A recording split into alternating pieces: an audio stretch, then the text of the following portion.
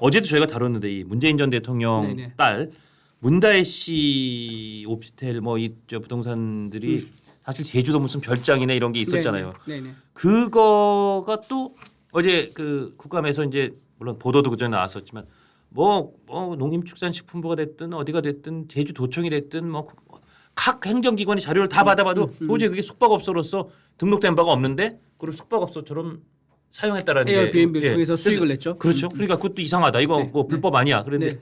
영등포구청에서도 그런 비슷하게 오피스텔을 숙박업소로 활용했다. 이런 의혹이 나온다는 거잖아요. 네네. 예. 제가 그 현장을 가봤거든요. 아, 가보셨어요? 네, 거의 아. 타임스퀘어 맞은편에 있습니다. 아. 영등포 타임스퀘어 맞은편인데 예, 예. 그 자리가 옛날에 뭐가 있었냐면요. 되게 유명한 중국집이 있었어요. 맛집. 그런가요? 중국집이 있었습니다. 근데 그 자리를 이제 다 허물고 중국집 옆으로 옮기고 예. 그 자리에 이제 오피스텔 썼는데 그 작년에 아마 10월쯤인가 아마 이제 입주가 됐을 거예요. 예. 그 복층이 그 오피스텔 복층이에요, 복층. 아. 그러니까 되게 이제 트렌디하고 예. 좀 고급스러운 이제 오피스텔을 할 수 있는 거죠. 예, 예. 그 오피스텔인데 지금 원래 이제 관광 숙박업, 그러니까 자기가 이제 에어비앤비 올려서 수익을 내려면요, 관광 숙박업으로 등록이 돼야 됩니다. 이게 뭐냐면은 예.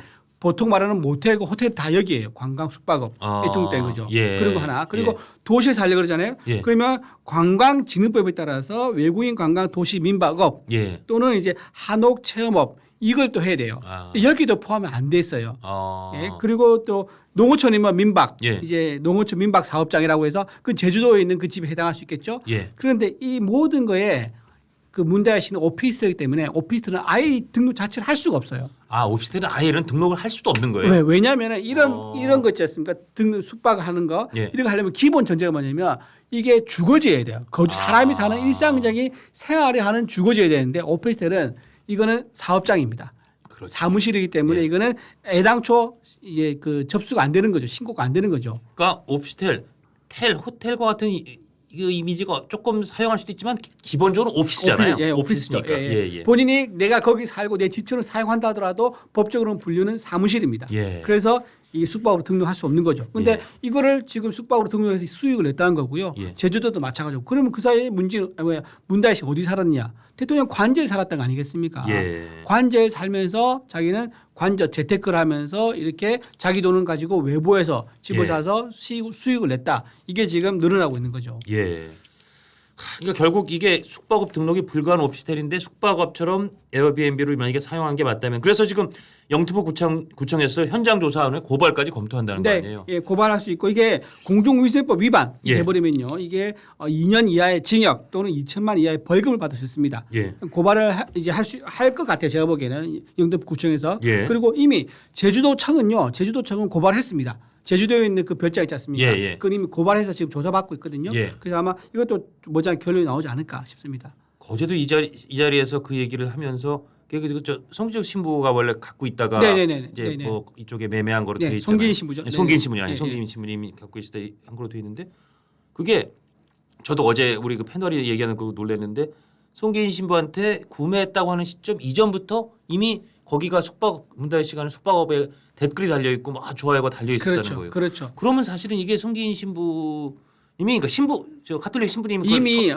소유할 수도 없는 건데 그렇지. 그 이름으로 돼 있던 것도 어쩜 그게 차명이었나? 그래서 그런 의혹이 또 여러 살짝 가지 들잖아요. 얘기 나온 것 중에 하나가 뭐냐면 근데 송기인 씨가 그 자기 이름으로 등록한 거는 좀 시간이 오래 전입니다. 그러니까 예. 문재인 전 대통령이 변호사 시절이었던 것 같아요. 예. 그때 아마 변호사 시절에 이제 본인 천주교였으니까 송기인 신부랑 인연을 맺고 예. 당시 또 사회운동하고 이러면서 본인이 그걸 샀었던 것 같은데 예. 그거를 살 때 명의를 송기인 신부 빌려 산 게 아닌가. 그러니까 좀 이제 몇 가지 의심이 그쵸, 드는 게 그런 있어요. 의심이 드는 거죠 지금. 예. 그러니까 송기인 신부도 왜 그렇게 싸게 팔았냐면 본인 게 아니었었으니까 예. 시세보다 원래 그분이 나한테 줬던 돈으로 샀던 거라 그러면 적당한 가격에 싸게 팔 수밖에 없는 거죠. 예. 자기 돈으로 샀다 그러면 주변 시세에 맞춰서 한 10억에 팔아야죠. 그렇겠네요. 그래서 3억 한 8천만 원, 6천만 원 그러는데 그래서 아마 여러 가지 해석이 나오는 게 예. 원래부터 송기인 신부께 아니었던 게 아니냐 그 얘기 나오는 겁니다.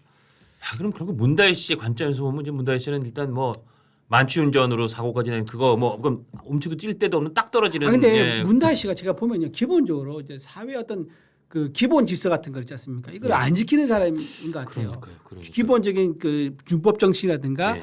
이제 사회 시민으로 소양 이런 게 좀 부족한 게 아니 그 교통 그 범칙금 과태료 있지 않습니까? 그것도 한참 안 냈다면서요. 그게 11번이나 안 냈고 그 종류가 나 너무 놀라워요. 종류가 뭐냐 버스 전용차로 진행한 거 있지 않습니까? 그것도 예. 있고요. 톨게이트를 통과한 것도 있고요. 그런 것들이 수시로 있어요. 예사. 그러니까 기본 이게 문재인 대통령 재임 기간에 나온 딱지거든요. 그러면 그게 문다혜 씨가 몰고 나서 떼인 딱지라고 밖에 볼 수 없어요. 예. 따라서 문다혜 씨 기본적으로 법 질서에 대해서 준수하지 않는 굉장히 법을 아주 우습게 하는 이런 소양인 사람이 아닌가. 그러니까 이렇게 법을 어겨서 숙박업도 아무렇지도 않게 올려가지고 수익을 내고 그러네요. 그렇게 이어지지 않나 싶어요. 그러네요. 거기에 뭐 정말 그렇게 만취한 상태에서 운전까지 그렇죠. 해서 사고까지 냈을 네네. 지경이면 그러니까 지금 완전히 사면초가가 되고 있는 것 같아요. 그리고 저는 이 그 만취했을 때 그 변호인이 누구냐면요. 아시죠? 이광철 변호사입니다. 이광철. 예, 이광철. 그러니까 그 문재인 정부 때 예. 민정 비서관을 했나요? 시절에- 민정 비서관 했을 겁니다. 아마. 예. 수석 비서관인데 예. 근데 그분이 민정 비서 하신 분이 음주운전 사건을 맡는다는 거는 사실 말이 안 돼요. 얼마나 많은 사건들이 오겠습니까? 예. 민정 비서관을 했던 그 전문성을 통해서. 근데 그 작은 사건 얼마 되지도 않는 수임료일 그러니까 건데. 제 기억으로는 이광철 그 변호사가 이제 그거 말고 원래 그러니까 전 남편의 네네. 그 특혜 채용 의혹 관련해서 지금 참고인 조사를 받게 된 그거에 서창호 씨 예, 전 그거 남편. 관련된 거에 선임됐다가 네네. 그 다음에 이 사건이 터져서 맡은 게 아닌가 전 서로 관계 그렇게 일단 파악하고 있는데 뭐 제 기억에 따르면 그렇습니다만 근데 어쨌든 그렇게 이제 예. 볼 수도 있겠지만 어쨌든 그렇게 민정비서관 출신이 이제 음주운전 사건을 만난 건 좀 굉장히 이례적인데 예. 저는 그 일을 어떻게 이제 보냐면요. 지금 이번에 지금 음주운전 사고 나고 나서 며칠 만에 출석했죠 조사받으러 13일 만인가 13일이죠. 나왔죠. 거의 예. 보름 만에 갔습니다. 예. 일반인들은 이렇게 한 거 상상이 어렵습니다.